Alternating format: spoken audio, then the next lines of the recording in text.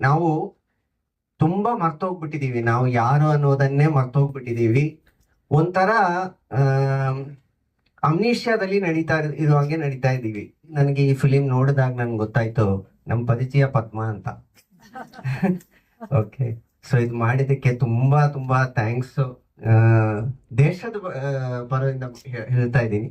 Okay, so ನಮ್ ದೇಶಕ್ಕೆ ಬೇಕು ಇದೆಲ್ಲ.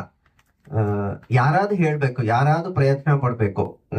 ಎಲ್ಲ ಮಾಡ್ಬಿಡ್ತೀವಿ, ದೊಡ್ಡ ಕಾರು, 3 BHK 4 BHK ಎಲ್ಲ ಮಾಡ್ಬಿಡ್ತೀವಿ, ಆದ್ರೆ ಇದು ಮಾಡೋದು ತುಂಬಾ ಕಷ್ಟ.